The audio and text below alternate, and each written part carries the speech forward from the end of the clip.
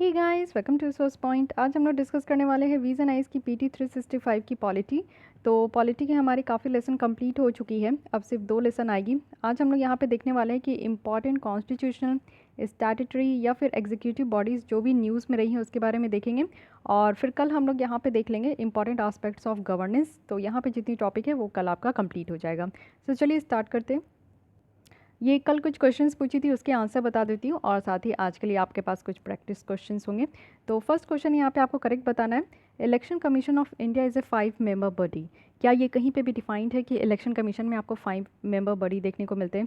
Election commission में आपको chief election commissioner देखने को मिलेंगे और या तो 2 आपको इलेक्शन कमिश्नर देखने को मिलेंगे। तो 5 मेंबर बॉडी नहीं होते, ये 3 ही आपको देखने को मिलते हैं। तो फर्स्ट स्टेटमेंट हो गया गलत, एक ऑप्शन हमारा यहाँ पे हो गया एलिमिनेट। सेकंड में अगर देखें तो union ministry of home affairs के द्वारा डिसाइड किया जाता है कि इलेक्शन शेड्यूल क्या होगा for the conduct of both general election और बाई इलेक्शन। तो यहाँ पे बताइए कि इसकी करेक्ट आंसर क्या है। थर्ड है यहाँ पे कि इलेक्शन कमीशंस के द्वारा रिजॉल्व किया जाता है जो भी डिस्प्यूट यहाँ पे रिकॉग्नाइज पॉलिटिकल पार्टीज़ के स्प्लिट्स और मर्जर से निकल कर आता है। यानी कि स्प्लिट करना है या फिर मर्जर होना है पॉलिटिकल पार्टीज़ की, तो इसकी जो भी डिस्प्यूट होती है उसको रिजॉल्व किया जाता है इलेक्शन कमीशंस के द्वारा।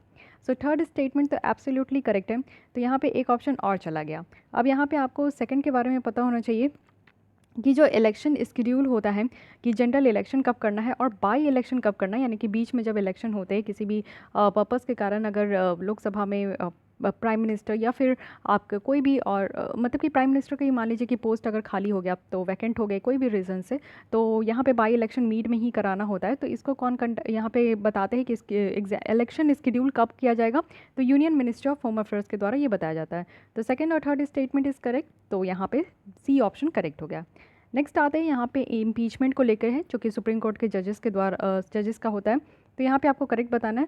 फर्स्ट स्टेटमेंट है कि जो मोशन टू इम्पीच, यानी कि जो इम्पीच करने के लिए जो मोशन चाहिए सुप्रीम कोर्ट के जजेस का, इसको रिजेक्ट नहीं किया जा सकता है लोकसभा के स्पीकर के द्वारा एज पर द जज एक्ट 1968।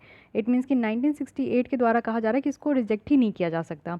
तो आपको मैं पढ़ाई थी कि जो मोशन यहाँ पे लगाया जाता है जज ऑफ सुप्रीम कोर्ट के द्वारा, जज ऑफ सुप्रीम कोर्ट के ऊपर जब इम्पीचमेंट किया जाता है तो इसके लिए जो मोशन लाया जाता है इसको रिजेक्ट किया जा सकता है अगर लोकसभा को लगे कि नहीं ये वैलिड नहीं है और जितने भी मेंबर की जो सिग्नेचर की ज़रूरत है, वोटिंग की ज़रूरत है, उस हिसाब से अगर ये नहीं चल रहा है और इंक्वायरी जो बैठाई जाती है कि इंक्वायरी के थ्रू अगर ये निकल कर नहीं आता है कि जो आरोप लगाए गए हैं जजेस के ऊपर वो सही है कि नहीं है, तो फिर इसको रिजेक्ट किया जा सकता है। तो ये लिखा है कि कैन नॉट बी रिजेक्टेड, तो ये गलत हो गया। ठीक है, तो यहाँ पे आपका 2 ऑप्शन ऐसे ही एलिमिनेट हो गया। अब इससे पता चल रहा है कि थर्ड स्टेटमेंट तो करेक्ट है कि जो डिटेल है प्रोसेस ऑफ इम्पीचमेंट का जज ऑफ सुप्रीम कोर्ट, वो यहाँ पे जजेस एक्ट 1968 के तहत चलता है। तो यहाँ पे थर्ड स्टेटमेंट बिल्कुल करेक्ट है।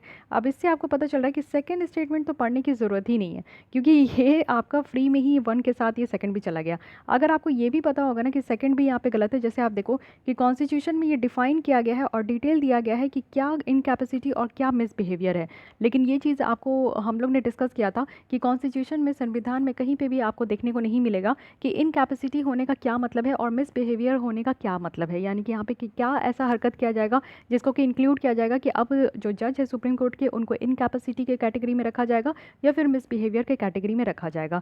तो ये भी स्टेटमेंट अगर इनकरेक्ट है तो आपको इससे पता चल गया कि 1 भी गलत है। ठीक है, तो बाय 1 गेट 1 फ्री हो गया आपका, एक के साथ एक पता चल गया कि गलत है। तो इस तरीके से आप लोग जो है स्मार्ट स्ट्रैटेजी लेकर क्वेश्चन को ज़रूर सॉल्व कीजिए। थर्ड यहाँ पे बिल्कुल करेक्ट है। अब यहाँ पे फोर्थ में आते हैं। अगर मोशन जो इम्पीचमेंट का है जज का, ये अगर वोटिंग के लिए ले लिया गया और यहाँ पे कानून की ज़रूरत है कि वो इसको बैकएंड करे हर एक हाउस की तरफ से और सपोर्ट होना चाहिए मेजोरिटी ऑफ टोटल मेंबरशिप जितने उस हाउस में प्रेजेंट है, और साथ ही साथ 2/3 ऑफ टोटल मेंबरशिप से जो है वो कम नहीं होना चाहिए। तो ये बिल्कुल सही है स्टेटमेंट जो कि हम लोग देखे थे। तो थर्ड और फोर्थ करेक्ट है, तो सी ऑप्शन यहाँ पे करेक्ट हो जाएगा। ठीक है, तो जो भी हम लोग पढ़ते हैं, जो आप लोग लक्ष्मीकांत के थ्रू पढ़ रहे हो, तो वो सारी इन्फॉर्मेशन के थ्रू आप लोग इस तरीके से क्वेश्चन प्रैक्टिस करोगे तो देखिए पता चल जाएगा कि अगर आपके कॉन्सेप्ट क्लियर है ना तो आप समझ जाओगे कि यूपीएससी कुछ ज़्यादा टफ क्वेश्चंस तो इस तरीके से नहीं पूछती, पॉलिटी से तो एटलीस्ट नहीं पूछती है। अब आज के लिए आपके पास कुछ क्वेश्चन है 2013 की है। अटॉर्नी जनरल के बारे में पढ़े थे तो उसके बारे में बताइए कि अटॉर्नी जनरल ऑफ इंडिया क्या वो लोकसभा के प्रोसीडिंग में पार्टिसिपेट कर सकते हैं? क्या वो कमेटी के, जो लोकसभा की कमेटी है उसके मेंबर हो सकते हैं, या फिर लोकसभा में वो बोल सकते हैं और लोकसभा में वोट कर सकते हैं? तो इसमें से कौन सा करेक्ट है?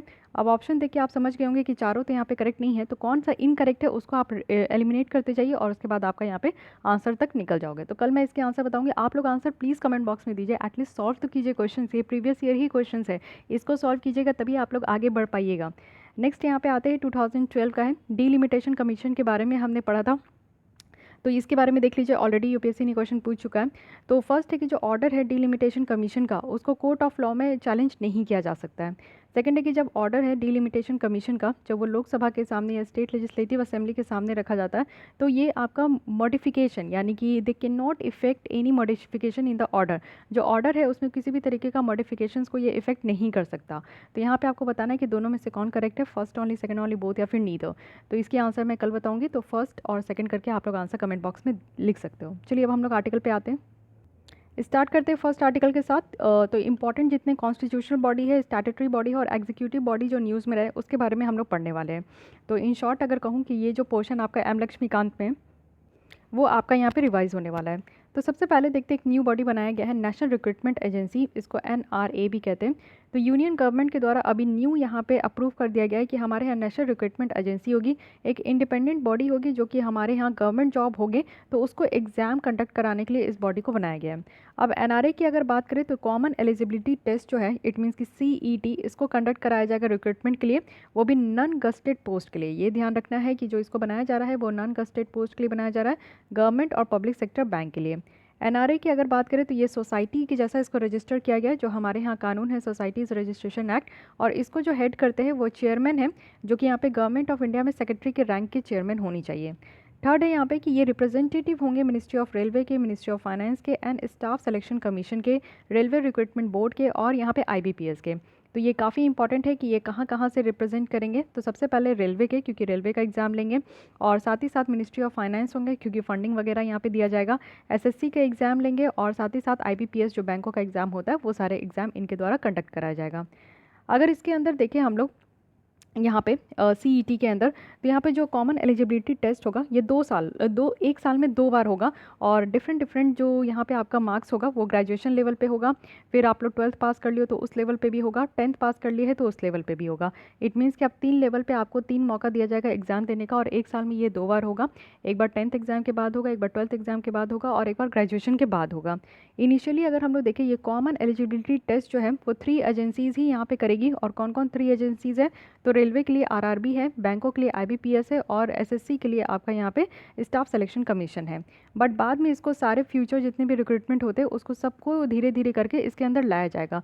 तो आप लोग देखते हो कि इतना सारा एग्जाम होता है और सबके लिए अलग अलग बॉडी है, तो एक यहाँ पे मेन बॉडी बनाने का काम किया जा रहा है, जिससे कि हमारे यहाँ जो एग्जामिनेशन है वो बेटर तरीके से यहाँ पे हो सके। ये जो एग्जामिनेशन है ये आपका 12 लैंग्वेज में होगा, इसको भी याद रखिएगा।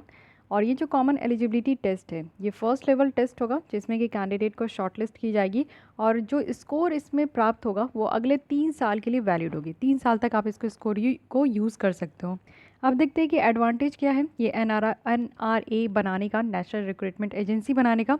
स्टूडेंट पॉइंट ऑफ व्यू से देखें तो जो बहुत सारे एग्ज़ाम आप देते हो, बैंकों की बहुत सारे एग्ज़ाम्स आप देते हो, तो वो एक मल्टीपल एग्ज़ाम्स जो है उसकी चीज़ें ख़त्म हो जाएगी, रिप्लेस हो जाएगी। एक ही एग्ज़ाम आप दोगे जो कि आपका 1 साल, हर 1 साल आप एग्ज़ाम दोगे तो वो वैलिड रहेगा। इंक्रेज़ होगा विमेन कैंडिडेट को, क्योंकि हर एक डिस्ट्रिक्ट में अब ये कहा जा रहा है कि सेंटर होगा, तो विमेन को काफ़ी प्रॉब्लम हो जाती है कि वो दूसरे डिस्ट्रिक्ट में ट्रैवल नहीं कर पाती है। बहुत सारी विमेंस इन्हीं के कारण वो एग्ज़ाम तक भी नहीं दे पाती है, तो अब विमेंस के लिए बहुत अच्छी अपॉर्चुनिटी है। साथ ही जो बर्डन है फ़ीस का, क्योंकि आप लोग हर एक एग्ज़ाम देते हो, बैंकों की इतनी एग्ज़ाम होती है, तो हर का आपको अलग अलग फ़ीस देना पड़ता है, उसकी बर्डन अलग है आपका। साथ ही आउटरीच और अवेयरनेस फैसिलिटीज़ जो है वो यहाँ पे इंक्रीज़ होगी, जिससे कि यहाँ पे गरीब तो बोलना सही नहीं रहेगा, ये जो गांव वाले लोग हैं ना वो भी अब एग्ज़ाम्स दे पाएंगे, उनके लिए भी आसान होगा पार्टिसिपेट करने के लिए, क्योंकि बहुत सारे जो गाँव वाले बच्चे होते हैं उनको शहर आना पड़ता था एग्ज़ाम सेंटर की वजह से, लेकिन अब वो वहीं से एग्ज़ाम दे पाएंगे।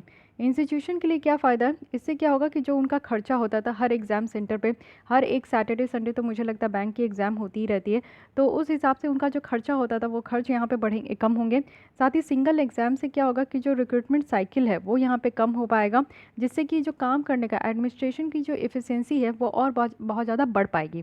थर्ड है कि NRA की बात करूँ तो वो ट्रांसपेरेंसी लेकर आ पाएंगे रिक्रूटमेंट साइकिल को को लेकर, और यहाँ पे सिंगल एग्ज़ाम होगा और सिर्फ आपको एक साल में एक ही बार फ़ी देनी होगी।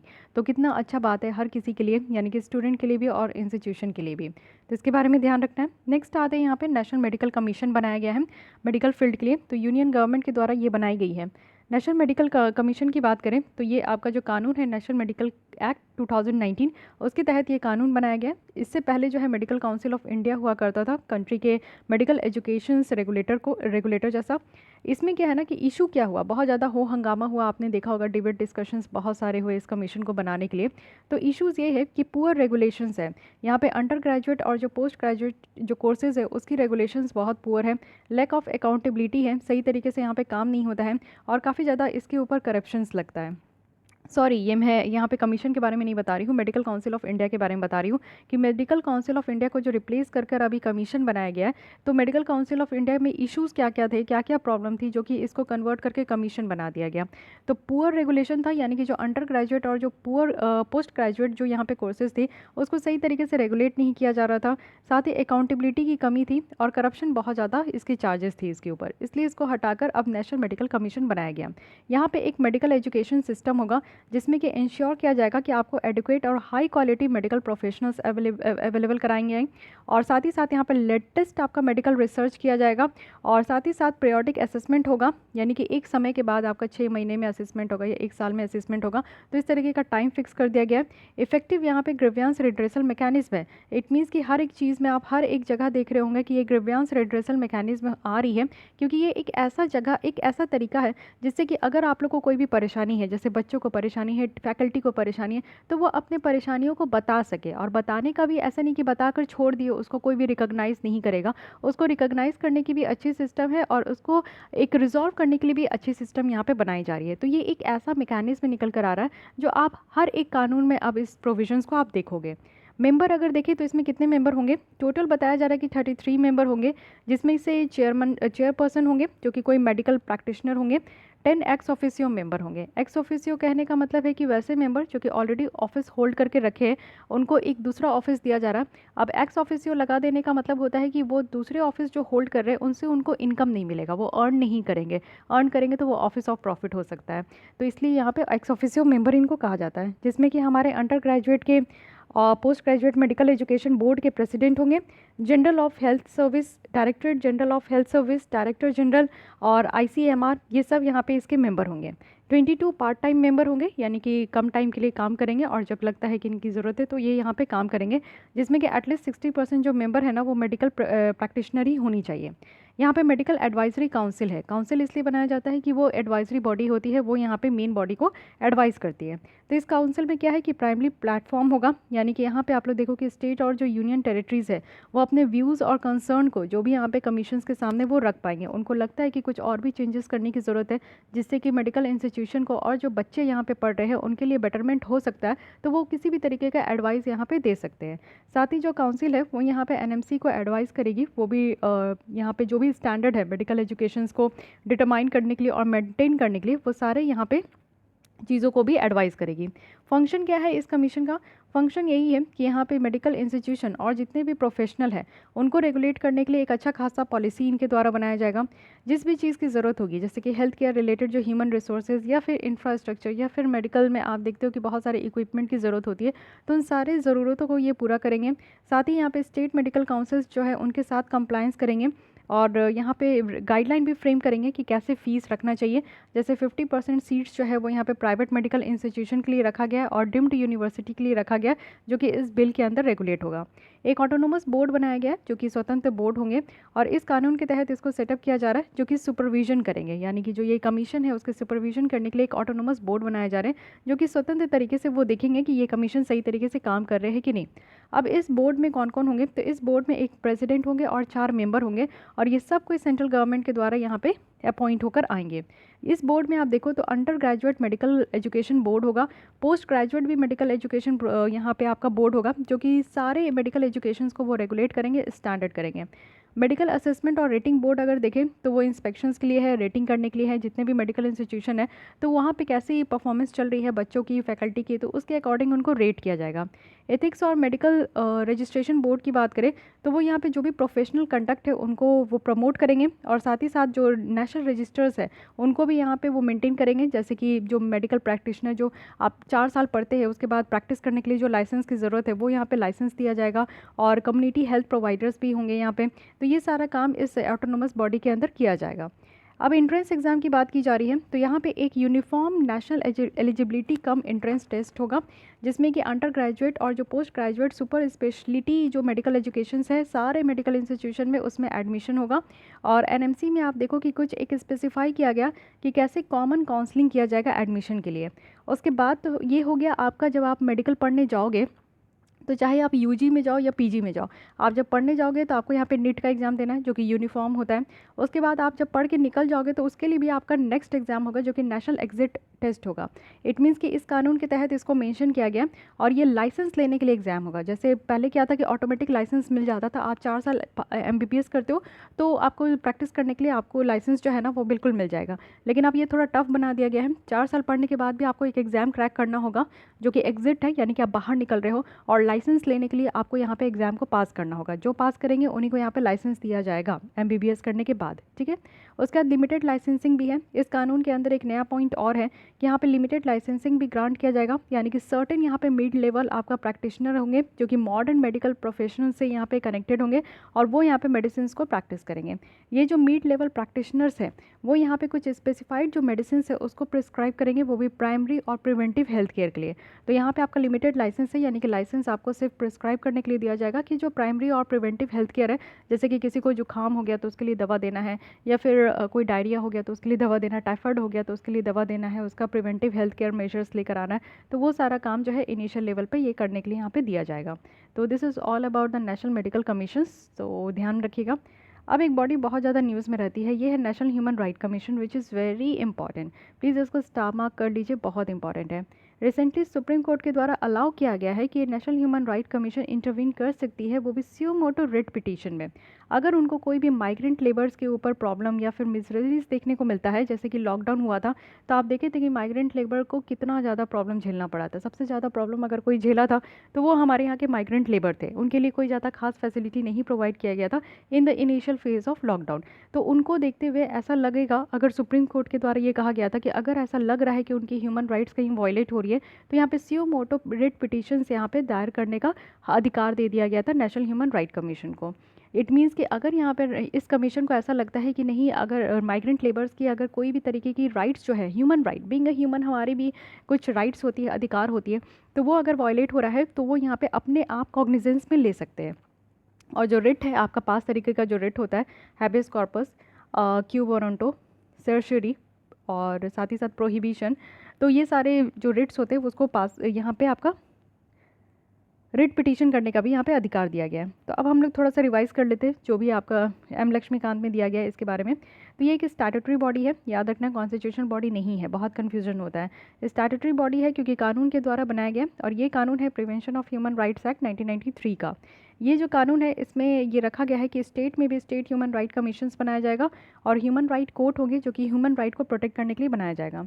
अब इनका काम क्या है, पावर क्या है? इनका काम है कि यहाँ पे जो ह्यूमन राइट्स की वॉलेशंस हो रही है उनको यहाँ पे देखना है, इन्वेस्टिगेट करना है, और साथ ही साथ ये जो है ना ह्यूमन राइट वॉलेशंस की जो भी मैटर है उसको 1 साल में ही, जो 1 साल में हुआ है उसी को वो देख सकते हैं। साथ ही जुडिशियल प्रोसीडिंग में भी ये इंटरफेयर कर सकते हैं। अगर इनको ऐसा लगता है कि जुडिशियल प्रोसीडिंग ऐसा हो रहा है जिससे कि किसी ह्यूमन राइट्स की वॉलेशन हो रही है तो वो इंटरफेयर कर सकते हैं। साथ ही ये जेल भी विजिट कर सकते, कोई और इंस्टीट्यूशन में भी जा सकते हैं अगर उनको स्टेट गवर्नमेंट को कंट्रोल करना हो और देखना हो कि यहाँ पे जो प्रिजनर है वो कैसे रह रहे हैं, उनकी कहीं जेल में रहते वक्त भी उनकी ह्यूमन राइट तो वायलेट नहीं हो रही है, तो ये भी ये काम कर सकते हैं। साथ ही जो सेफगार्ड प्रोवाइड किया जा रहा है संविधान के अंदर उसको भी रिव्यू कर सकते हैं। साथ ही रिकमेंड कर सकते हैं कंपनसेशन को पेमेंट करने के लिए, डैमेज को पेमेंट करने के लिए। तो यहाँ पे कोई भी पावर नहीं है कि जो वायलेट करता है ना ह्यूमन राइट, मान लीजिए कि कोई ह्यूमन राइट का वायलेशन हो रहा है, जैसे जेल में जो प्रिजनर रह रहे हैं, आपको पता है कि ओवर क्राउडिंग है जेल में, और साफ़ सफाई की तो कोई बात ही नहीं है होती है वहाँ पे। और बहुत ज़्यादा आप देखते हो कि जो बड़े क्रिमिनल होते हैं वो छोटे क्रिमिनल्स के ऊपर बहुत ज़्यादा दबाव भी डालते हैं, तो काफ़ी ह्यूमन राइट की वायलेशन वहाँ पे देखने को मिलती है। तो वो बस यहाँ पे इस कमीशन का काम है कि इसको रिकॉग्नाइज कर सकते हैं, लेकिन ऐसा नहीं है कि जो वायलेट कर रहा है उसके ऊपर पेनाल्टी इम्पोज कर दे, ठीक है, पनिश नहीं कर सकते।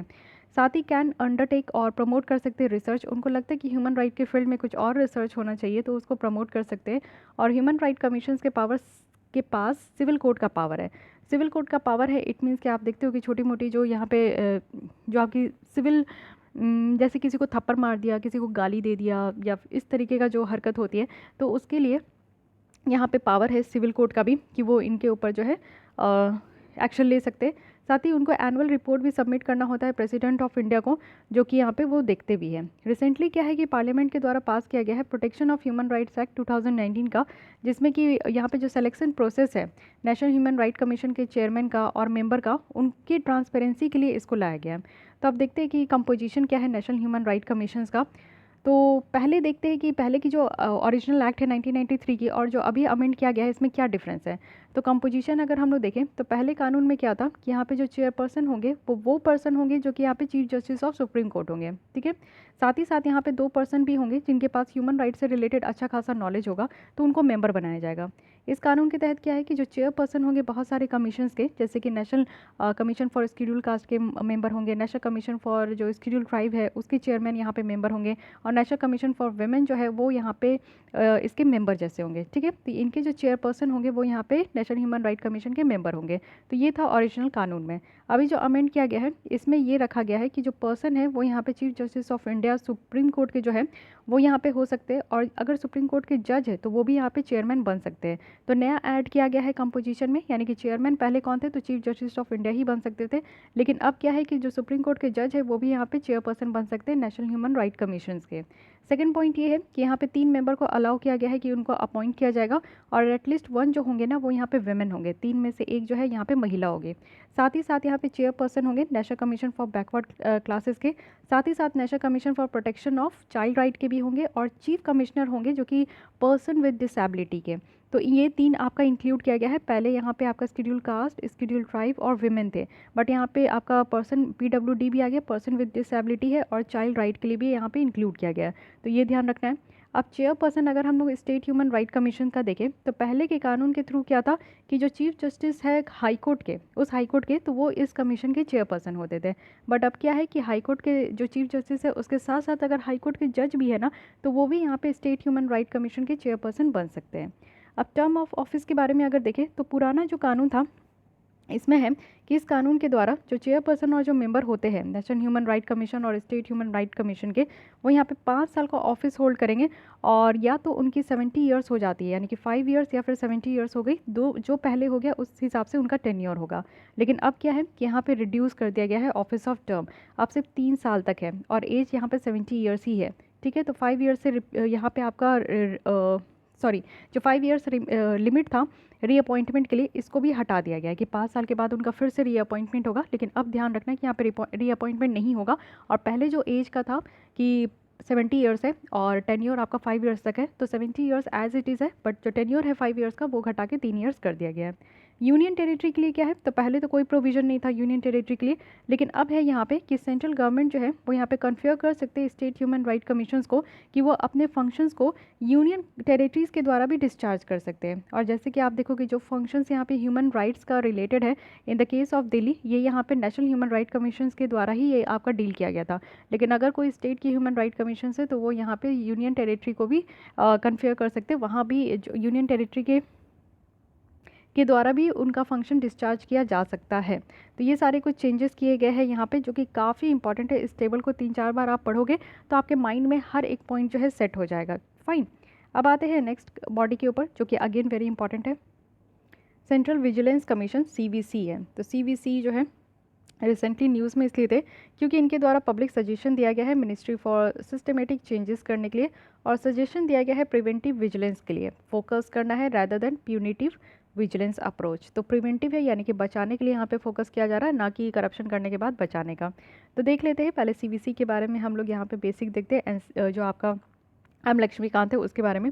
तो सीवीसी को सेटअप किया गया था 1964 में, और ये जो कमेटी थी ये संथनान कमेटी थी। ये क्या करती है कि एडवाइस करती है और गाइड करती है सेंट्रल गवर्नमेंट एजेंसीज़ को in the field of vigilance. तो 2003 में फिर इसको जो है स्टैट्यूटरी स्टेटस दे दिया गया था, यानी कि कानून के थ्रू इसको बनाया गया था।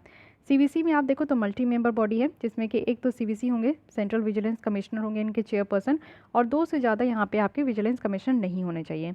इनको अपॉइंट कौन करता है? प्रेसिडेंट करते हैं, लेकिन 3 मेंबर कमेटी होती है, जैसे कि यहाँ पे प्राइम मिनिस्टर इसके हेड होते हैं, यूनियन मिनिस्टर होम अफेयर्स के होते हैं, और लीडर ऑफ अपोजिशन होते हैं लोकसभा में।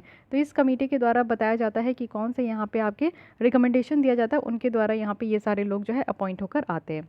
अब यहाँ पे रिलेटेड न्यूज़ देख लेते हैं। सबसे पहले कहा जा रहा है इंटीग्रिटी पैक्ट का, यानी कि एक साथ लेकर चलना।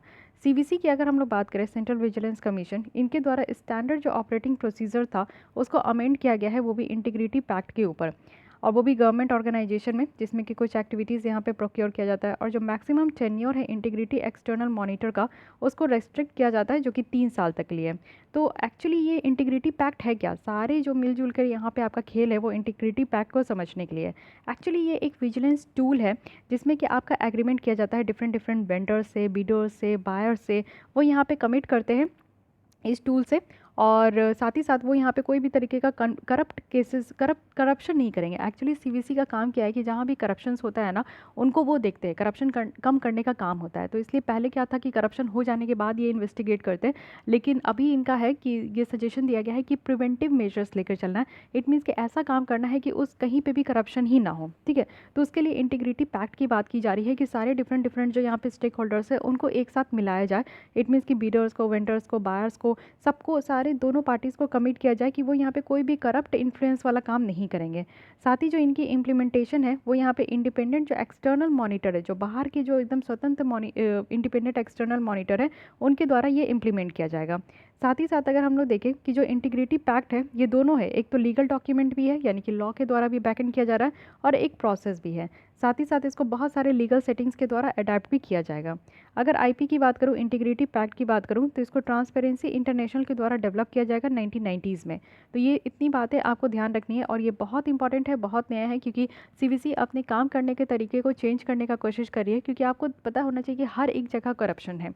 करप्शंस के कारण ही बहुत सारी फंक्शंस अच्छे से नहीं हो पाती है। तो सीवीसी एक ऐसा बॉडी है जो करप्शन को रोकती है, और इसको जो बनाया गया है स्टैट्यूटरी जो स्टेटस दिया गया है वो भी प्रिवेंशन ऑफ करप्शन एक्ट के थ्रू इसको दिया गया है। तो इसलिए भी ध्यान रखना है कि इसका काम है करप्शन को कम करना। अब आते हैं next, law commission of India के बारे में। बहुत दिन के बाद ये न्यूज़ में है, तो क्यों है? क्योंकि अभी नया यहाँ पे बनाया गया है, 22nd लॉ कमीशन जो है ये बनाई गई है। तो लॉ कमीशन के बारे में देखते हैं। देखिए, सबसे पहले तो ये कॉन्स्टिट्यूशनल नहीं है, इसलिए इसको नॉन कॉन्स्टिट्यूशनल कहा गया है।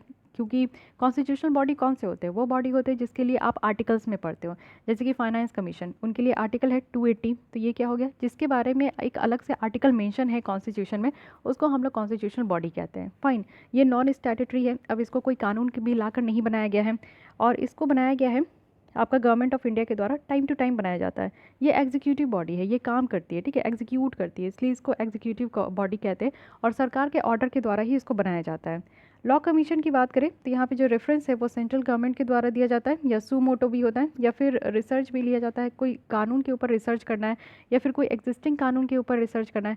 जैसे अभी आप लोग देखो कि ऑनलाइन थेफ्ट इतना ज़्यादा बढ़ते जा रहा है, साइबर बुलिंग बहुत ज़्यादा हो रहा है, तो इन सब के लिए जो है कानून होने चाहिए हमारे यहाँ पे। तो उसके रिसर्च के लिए, जैसे कल हम लोग गैम्बलिंग बेटिंग की बात कर रहे थे, तो ऑनलाइन में गैम्बलिंग होना चाहिए कि नहीं होना चाहिए, तो उसके लिए कैसा कानून आना चाहिए, किस तरीके का रिसर्च हो, तो वो सब काम करने के लिए लॉ कमीशन को बनाया जाता है। फाइन, साथ ही साथ यहाँ पे क्या है कि कुछ स्टडीज़ की जाती है, रिसर्च की जाती है कि कैसे जुडिशियल डिलीवरी सिस्टम में भी रिफॉर्म ला सकें, क्योंकि हमारे यहाँ जो डिलीवरी सिस्टम है वो बहुत ही ज़्यादा स्लो है। साथ ही साथ स्पीडी डिस्पोजल होना चाहिए। पेंडेंसी ऑफ केसेस आप देखोगे तो 3 करोड़ से ज़्यादा है, मीन्स 3 करोड़ सारे मिला के, जितने हाई कोर्ट है हमारे कंट्री में, सुप्रीम कोर्ट है, और जितने भी सेशन कोर्ट है, फैमिली कोर्ट है, सबके सारे कोर्ट्स को मिला के 3 करोड़ से ज़्यादा पेंडेंसी ऑफ केसेस है। तो आप समझ सकते हो कि कितना बुरा हालत है। तो इन सारी चीज़ों को कम करने के लिए, साथ ही अगर आप कोर्ट केस अगर लड़ रहे हो, तो वहाँ पे आप लोग की जो फिनेंशियल टॉर्चर होती है वो भी बहुत ज़्यादा ही होती है। साथ ही साथ यहाँ पे टेन्योर ऑफ जो कमीशन है वो 3 साल का है, और इस यूजुअली इसको 3 साल के बाद भी बनाया जाता है। ये एक एडवाइजरी बॉडी है जो कि सरकार को सिर्फ एडवाइस करती है, ठीक है, और इनका जो एडवाइस है ऐसा नहीं है कि सरकार को मानना पड़ेगा, नॉन बाइंडिंग है ये।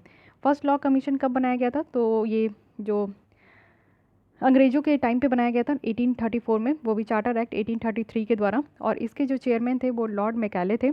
और यहाँ पे उनके द्वारा रिकमेंड किया गया था कि जो हमारे यहाँ आईपीसी है, इंडियन पिनल कोड है, जिसमें कि सारा सज़ा प्रावधान है कि कौन कौन से आप अगर अपराध करते हो तो उसके लिए क्या सज़ा है, वो मेंशन है आईपीसी में। तो आईपीसी जो लाया गया है, सीआरपीसी लाया गया है कि आपके ऊपर अगर कोई क्रिमिनल चार्ज लगा है तो वो प्रोसीजर कैसे चलेगा, तो वो क्रिमिनल प्रोसीजर कोड है। तो ये आपकी जो बुक लिखी गई है इतनी मोटी मोटी, वो इन्हीं के द्वारा यहाँ पे लाया गया है। तो फर्स्ट लॉ कमीशन जो है इंडिपेंडेंट इंडिया के, वो यहाँ पे इस्टेब्लिश किए गए थे 1955 में, और वो आगे आने वाले 3 सालों के लिए। जो इस कमीशन के चेयरमैन थे वो यहाँ पे एमसी स्टेलवॉर्ड थे, जो कि ये first attorney general of India भी थे। तो इसको भी ध्यान रखना है, काफ़ी अच्छी एसेंशियल न्यूज़ है ये सब। कंपोजिशन अगर हम लोग देखें लॉ कमीशन के, तो पूरा फुल टाइम है, यानी कि पूरा काम करते हैं यहाँ पे। 4 यहाँ पे फुल टाइम मेंबर होते हैं, जिसमें कि यहाँ पे आपके मेंबर सेक्रेटरी भी होते हैं। सेक्रेटरी और डिपार्टमेंट ऑफ लीगल अफेयर्स है, ex officio member. Secretary legislative department है, ex officio member. Not more than 5 part है, अगर पार्ट टाइम हम लोग मेंबर देखें तो इतना याद रखना है आप लोगों को। नेक्स्ट आते हैं NCRB, national crime record bureau. इसके बारे में देखते हैं न्यूज़ में क्यों है। एनसीआरबी की अगर हम लोग देखें तो एक रिपोर्ट रिलीज़ हुई है, क्राइम इन इंडिया 2019। अब इसके बारे में कुछ स्टैटिक देखते हैं। एनसीआरबी को सेटअप किया गया है 1986 में, कि वो एक यहाँ पे ऐसा काम करती है कि क्राइम और क्रिमिनल्स के ऊपर जितनी भी इंफॉर्मेशन है उसको ये नोट डाउन करके लिखते हैं। साथ ही साथ आप लोग देखो कि यहाँ पे टंडन कमेटी था जिसके द्वारा रिकमेंड किया गया था, और नेशनल पुलिस कमीशन या फिर एमएचए का, यानी कि मिनिस्ट्री ऑफ होम अफेयर्स का जो टास्क फोर्स है, उनके द्वारा रिकमेंड किया गया था। एनसीआरबी जो है उनका रिस्पॉन्सिबिलिटी है कि हमारे यहाँ जो भी प्रोजेक्ट है, जैसे कि क्राइम और क्रिमिनल ट्रैकिंग नेटवर्क और सिस्टम का जो भी प्रोजेक्ट है, उसको मॉनिटर करना है, कोऑर्डिनेट करना है और इम्प्लीमेंट करना है। इसके अगर हेडक्वार्टर देखें तो न्यू दिल्ली में है, और मिनिस्ट्री ऑफ होम अफेयर्स का ये पार्ट भी है।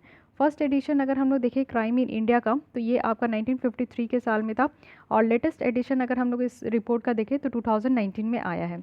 ये जो रिपोर्ट है इसमें क्राइम को कैप्चर किया जाता है, जो भी हमारे इंडियन पीनल कोड के तहत रजिस्टर होते या फिर स्पेशल या लोकल कानून के तहत रजिस्टर होते हैं, तो उनको यहाँ पे काउंट किया जाता है। इनकी पब्लिकेशंस आप देख सकते हो। फर्स्ट एक बताया जाता है कि एक्सीडेंटल डेथ और सुसाइड इन इंडिया, हमारे इंडिया में एक्सीडेंट के थ्रू कितने लोगों की डेथ होती है और कितने लोग सुसाइड करते हैं, वो रिपोर्ट निकल कर आता है। साथ ही प्रिजन स्टैटिस्टिक इन इंडिया, हमें पता चलता है कि हमारे जेल की हालत क्या है, जेलर की हालत क्या है, तो ये सारी चीज़ें इनकी रिपोर्ट के द्वारा पता चलता है। फिंगरप्रिंट्स इन इंडिया और रिपोर्टिंग, जो जितने भी मिसिंग वुमेन और बच्चे हैं हमारे इंडिया में, इनके बारे में जो भी रिपोर्टिंग होती है वो यहाँ पे इनके द्वारा पब्लिश किया जाता है। की ऑब्जेक्टिव क्या है इनका? फंक्शन है कि जो हाउस ऑफ इंफॉर्मेशन है, क्लियरिंग हाउस है ये इन्फॉर्मेशन के लिए। आपको अगर पता करना है कि हमारे कंट्री में कितने क्राइम होते हैं, कितने क्रिमिनल्स हैं, तो इनके पास सारे रिकॉर्ड होते हैं। साथ ही ये स्टोर करके रखते हैं, इसको कोऑर्डिनेट भी करते हैं, और इस इन्फॉर्मेशन को अगर ज़रूरत पड़ा तो स्टेट के साथ ये शेयर भी करते हैं। साथ ही यहाँ पे ट्रेनिंग फैसिलिटी भी प्रोवाइड किया जाता है क्राइम रिकॉर्ड ब्यूरो के पर्सनल को भी। और फंक्शन है कि ये नेशनल स्टोर हाउस है फिंगरप्रिंट्स के, यानी कि फिंगरप्रिंट जो आपका होता है उसके रिकॉर्ड भी इनके द्वारा रखा जाता है, जिससे कि जो फॉरेन क्रिमिनल्स है उनकी रिकॉर्ड भी यहाँ पे होती है। साथ ही ये एडवाइस करते हैं सेंट्रल और स्टेट गवर्नमेंट को, कोई भी मैटर रिलेटेड टू फिंगरप्रिंट या फिर फुटप्रिंट अगर लेना है तो इनके तरफ से लिया भी जाता है। जैसे कोई क्रिमिनल्स है उनकी अगर आइडेंटिफिकेशन को मैच करना है तो फिर यहाँ पे बहुत सारे फिंगरप्रिंट्स, फुटप्रिंट्स होते हैं, जिससे कि ये मैचिंग करने में आसानी होती है। So this is all about national crime record bureau. अब यहाँ पे चलते हैं कि जो भी छोटी छोटी बॉडी थी जो न्यूज़ में थी उसको देख लेते हैं। Committee on content regulation in government advising है, content regulation in government advertising. तो इसके बारे में अगर हम लोग देखें तो ये सेंटर के द्वारा ही बनाया गया है। सुप्रीम कोर्ट को डायरेक्शन दिया जाता है कि वो देखे कि गवर्नमेंट फंडेड जो एडवर्टीज़मेंट है सारे मीडिया प्लेटफॉर्म में, उसमें जो कंटेंट दिए जाते हैं उसको सही तरीके से रेगुलेट किया जा रहा है कि नहीं। ठीक है, तो यानी कि आप लोग देखते हो कि सरकार के द्वारा बहुत सारे एडवर्टीज़मेंट निकाले जाते हैं। मोदी जी की ही आप लोग देख सकते हो कि जितने योजनाज होते हैं उसके भी एडवर्टीज़मेंट निकाले जाते हैं। तो वो जितने भी गवर्नमेंट फंडेड एडवर्टीज़मेंट होते हैं खास करके, तो सारे मीडिया प्लेटफॉर्म में, चाहे आप लोग टेलीविज़न में देखो, चाहे आप लोग ऑनलाइन कोई किसी भी सोशल नेटवर्किंग साइट्स में देखो, तो वहाँ पे क्या होता है कि सुप्रीम कोर्ट को ये डायरेक्शन दिया जाता है कि आप देखो कि यहाँ पे जो कंटेंट दिया जा रहा है वो रेगुलेट हो रहा है कि नहीं, सही तरीके से है कि नहीं। साथ ही साथ यहाँ पे एम्पावर किया गया है कि जो भी कंप्लेन है, अगर कोई जनरल पब्लिक, हम जैसे आम जनता को अगर कोई भी तरीके का कंप्लेन है तो हम लोग यहाँ पे एड्रेस कर सकते हैं, और उनके द्वारा सुमोटो कॉग्निजेंस भी लिया जा सकता है अगर सुप्रीम कोर्ट के गाइडलाइंस को वो वायलेट कर रहे हैं तो। रिसेंटली ये चीज़ देखा गया है और स्टेट जो है वो अपना सिमिलर कमेटी को सेटअप नहीं कर रहे हैं कि वो यहाँ पे रेगुलेशंस, जो भी कंटेंट रेगुलेशंस है उसको यहाँ पे बढ़िया तरीके से देखें, जो कि सुप्रीम कोर्ट के द्वारा मैंडेट किया गया है। तो इसलिए ये टॉपिक आपका न्यूज़ में है। Breach of outreach and communications है। Ministry of information and broadcasting के द्वारा एक ड्राफ्ट इशू किया गया है, जिसमें कि गाइडलाइंस रखी गई है कि कैसे सोशल मीडिया प्लेटफॉर्म्स को यहाँ पे लेकर चलना है। और ये आपका breach of outreach and communications होगा, सेंटर्स पेड आउटरीच कंपेज। तो ये है क्या, एक्चुअली इस बॉडी को 2017 में बनाया गया था, और directorate of advertising and visual publicity के द्वारा, या डायरेक्टरेट ऑफ फील्ड पब्लिसिटी के द्वारा and song and drama division के द्वारा मैंडेट किया जा रहा है, जिसमें कि गवर्नमेंट को ब्रांडिंग की गई है, यानी कि जो ब्रांडिंग ऑफ गवर्नमेंट है as prime facilitator of peoples empowerment, और जो मैसेज का पोजिशनिंग है थ्रू प्रिंट, ऑडियो, विजुअल या फिर आपका आउटडोर है, डिजिटल मीडिया है, जिससे कि वो इसी चीज़ को रियलाइज़ कर सके। इट मीन्स कि आप देखो कि ब्रिज ऑफ कम्युनिकेशन, अगर यहाँ पे कम्युनिकेशन हो रहा है किसी तरीके से और वो सही नहीं हो रहा है, सॉन्ग और ड्रामा के सॉन्ग या फिर ड्रामा में किसी भी तरीके का कम्युनिकेशंस आपको सही नहीं लग रहा है, ब्रीच लग रहा है, वायलेशन हो रहा है, तो उसके लिए ये बॉडी देखती है। या फिर जो फील्ड में ये पब्लिसिटी करते हैं उनके लिए, अगर उनके थ्रू अगर कुछ ऐसा भाषण दे दिया जाए, जैसे आप लोग देखते हो कि पॉलिटिशियन जिस तरीके से भाषण देते हैं, उसमें अगर ऐसा कुछ कर दिया जाए, कह दिया जाए जिससे कि यहाँ पे ब्रीच ऑफ कम्युनिकेशन हो जाए, तो उसको भी कॉग्निजेंस में लिया जाता है। ठीक है, तो या तो प्रिंट मीडिया के थ्रू कोई न्यूज़पेपर में ऐसा कुछ बात कर दे, या फिर ऑडियो विजुअल हो, या फिर आउटडोर हो, डिजिटल मीडिया हो, किसी भी तरीके से अगर यहाँ पे कम्युनिकेशंस का सही तरीके से नहीं अगर इस्तेमाल किया गया, तो फिर उसको ब्रीच कहा जाता है। ठीक है, उसके बाद आप देखो कि नेशनल फिल्म डेवलपमेंट कॉरपोरेशन है, ये आप लोग कैबिनेट के द्वारा कह सकते हो कि जो 4 फिल्म मीडिया यूनिट है उसको मर्ज किया जा रहा है नेशनल फिल्म डेवलपमेंट कॉरपोरेशन के साथ। तो नेशनल फिल्म डेवलपमेंट कॉरपोरेशन है क्या, ये सेंट्रल पब्लिक सेक्टर अंडरटेकिंग है। इसको 1975 में लाया गया था विद प्राइमरी ऑब्जेक्ट क्या है कि जो भी यहाँ पे आप लोग देखो कि इंडियन फिल्म इंडस्ट्री को डेवलप किया जाएगा और जो ऑर्गेनाइज्ड किया जाएगा सही तरीके से, एफिशिएंट होगी। दूसरे जो मर्ज्ड फिल्म और जो मीडिया यूनिट्स है उसमें क्या है कि फिल्म डिवीजन आपको देखने को मिलेगा, चिल्ड्रन फिल्म सोसाइटी है, नेशनल फिल्म आर्चीव्स है इंडिया का, डायरेक्टरेट ऑफ फिल्म फेस्टिवल है। तो फिल्म डिवीज़न क्या है, फिल्म डिवीज़न को 1948 में इस्टेब्लिश किया गया था। इनका मेन काम था कि डॉक्यूमेंट्रीज़ या जो न्यूज़ मैगजीन्स है उसको पब्लिक करना। चिल्ड्रन फिल्म सोसाइटी को 1955 में लाया गया था, और स्पेसिफिक ऑब्जेक्टिव है कि बच्चे और जो यंग पीपल है उनको यहाँ पे इंटरटेन करने के लिए लाना। साथ ही नेशनल फिल्म आर्कीव्स ऑफ इंडिया है, इसको 1964 में इस्टेब्लिश किया गया था, और प्राइमरी ऑब्जेक्ट है कि कैसे यहाँ पे इंडियन सिनेमैटिक हेरिटेज को प्रिजर्व करना और एक्वायर करना।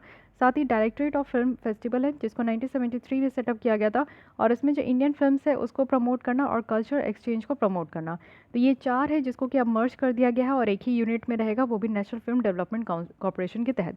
तो ध्यान रखना है, ये फिल्म डिवीजन है, चिल्ड्रन फिल्म आपका सोसाइटी है, national film archives of India है, या फिर डायरेक्टरेट ऑफ फिल्म फेस्टिवल है।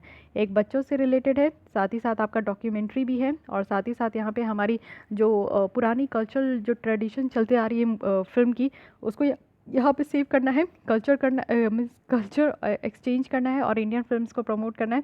साथ ही हमारे इंडियन सिनेमैटिक हेरिटेज जो है उसको भी प्रिजर्व करना है।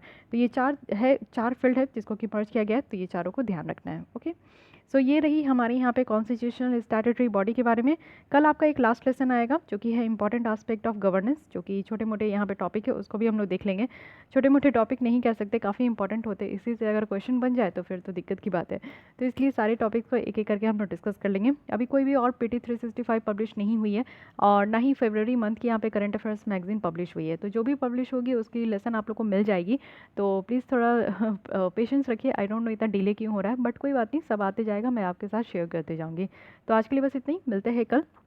अगर आपको लेसन अच्छा लगता है तो लाइक कीजिए, अपने दोस्तों के साथ भी शेयर कर सकते हैं। फिर भी कोई डाउट, कोई सजेशंस है तो आप लोग कमेंट कर सकते हो। और अगर आप लोग को टेस्ट सीरीज़ ज्वाइन करनी है तो उसके लिए आप लोग मेल कर सकते हो rishika ch77@gmail.com। ये मैं डेली बोलती हूँ क्योंकि डेली बहुत सारे नए बच्चे जुड़ते हैं, तो फिर वो पूछते हैं यहाँ पे, तो इसलिए विजन आइज की आप लोग मैगजीन पढ़ रहे हो तो उसकी टेस्ट सीरीज़ भी मैं प्रोवाइड कर रही हूँ, जिससे कि एक हॉलिस्टिक तरीके से आप प्रिपेयर कर सको UPSC प्रीलिम्स 2021 के लिए। सो मिलते हैं कल, आज के लिए इतनी, थैंक यू।